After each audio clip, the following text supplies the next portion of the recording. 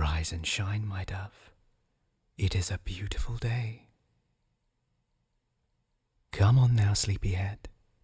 Up, up. We have important things to discuss. There we go.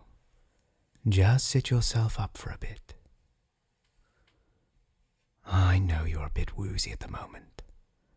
My servants should not have handled you so poorly, getting you here.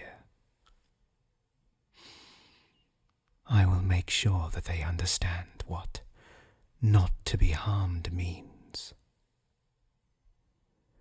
and that any harm you receive will be placed upon them tenfold. Good help is so hard to come by in my position. Not to worry, though. I'm sure your vision will clear up soon enough.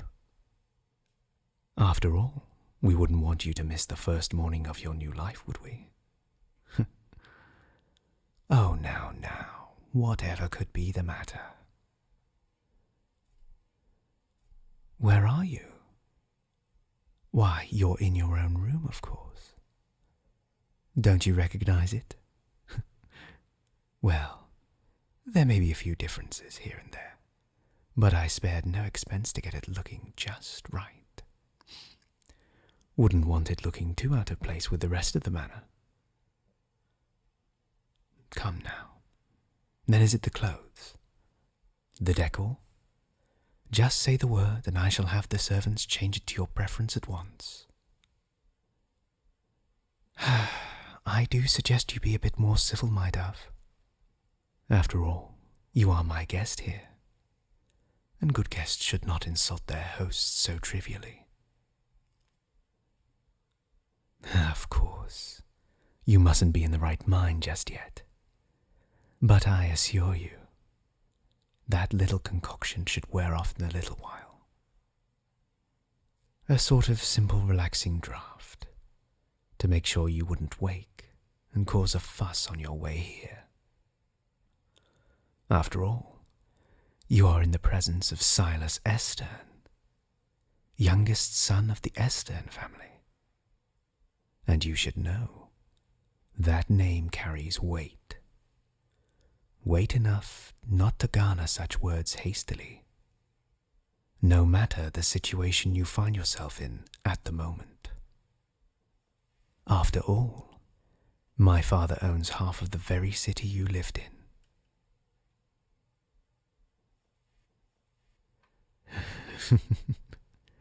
I have to say I do love it when you raise your voice like that. That energy. I'm not used to being spoken to in such a way. It sends tingles running right through me, like something I haven't felt in such a long time. That voice, not exactly what I expected from the look of you, but oh, so sweet all the same. Oh, come now. I apologize if I was making you feel uncomfortable. I'm just a bit giddy, you see. Please, just, I wouldn't go trying to get up just yet, my dove. Look, you're going to hurt yourself. Just lie back down.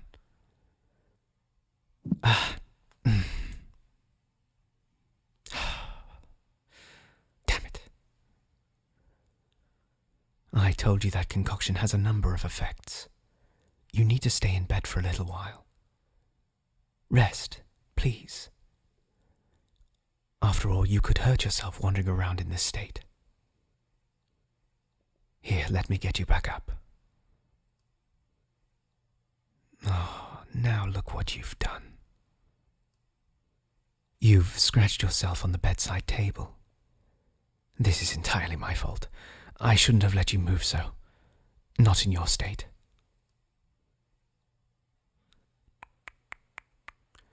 Now that just won't do. I can't have my little dove looking anything other than perfect.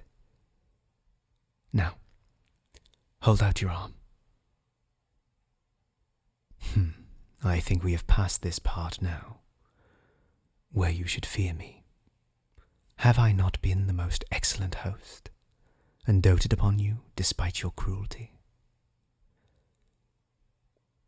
That's better. Look, I won't hurt you. You have my word. See?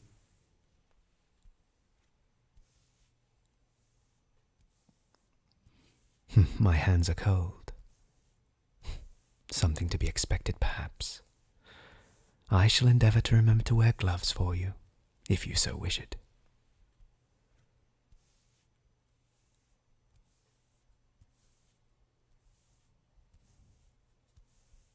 Notice now, do you? This is no normal skill. That is a secret for another time, my dove. Oh, why am I doing this to you? Keeping you here. And here I was thinking you were beginning to soften to my charms. Well, let me tell you a little bit of a story. It was but a week ago. I was resting on the balcony of the hotel, bathing in the moonlight's glow, when something twinkled in the corner of my eye. And let me tell you, there is little that I see these days that catches my eye in a city like Ravenswood. There was just something about you as you wandered about below. Something so pure, an aura, if you will. You gleamed out at me from the darkened streets below so perfectly. And I sat there, gazing upon you from my vantage point, processing your every movement, every small quirk of your features, capturing this exquisite detail as you continued on, unaware of my presence. It would be an understatement to say that I was smitten. That energy that only a select few could ever see, burning out of you as if you were signaling to me, and me alone. It is my shame that I could not leap down to you at that very moment, with my passion at its height, to embrace you and make you my own there and then. But alas, stirrings of daylight began to pass across the rooftops, cutting short my entrance, and I had to hide myself away. I could not stop myself from shaking at that thought that my moment had been missed, that I would miss out on our future through a hesitance to act as brashly as others of my kin would have. That night put into motion a drive that I have not had for so long. I knew that I must have you, to help complete you. Plans were drawn up, information gathered, and countless hours spent plotting to slink you away at the opportune time, giving me a chance to make your awakening here as perfect as I could make it, even given the unexpected circumstances. My regret is that I could not collect you myself, and for that I am truly sorry. I would never have been so careless of my treatment of you as we flew back here. Even now I must fight these urges. My very being is screaming at me to act, but I am a lord, and I have had time to master myself. There is no excuse for me to lose my composure. After all, we have all the time in the world. I just ask that you keep an open mind. I know what I have done here was reprehensible. I just hope that you can see through what I have done here in time. After all, isn't this something you have wished for too? Finding someone else who would love you for who you truly are. Someone who cares about you, deeper than you can imagine.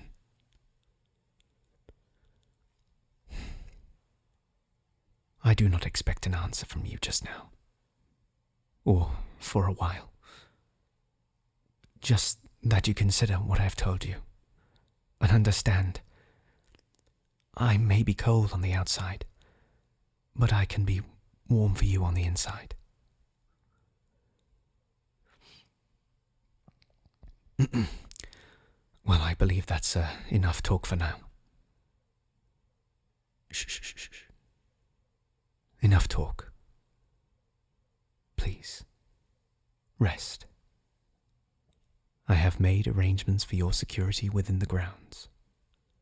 I don't think I need to make it any clearer that you are not to leave here. Not anymore. My siblings have also agreed to leave you to me alone. Something I have paid dearly to attain.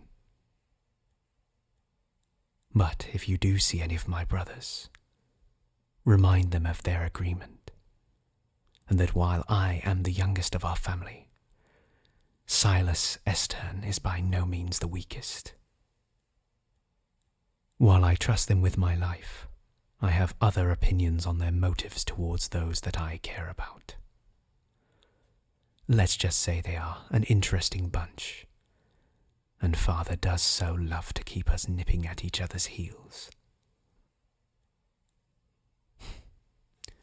Now, I shall take my leave. There is business I must attend to on the lower floors. When you are well, you may wander freely. If you feel the need to speak with me, do not hesitate to seek me out.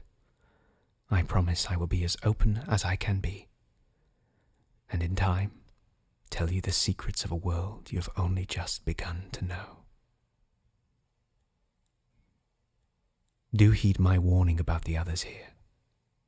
Be on your guard, and if any moment you feel threatened, call out for me, and I shall come.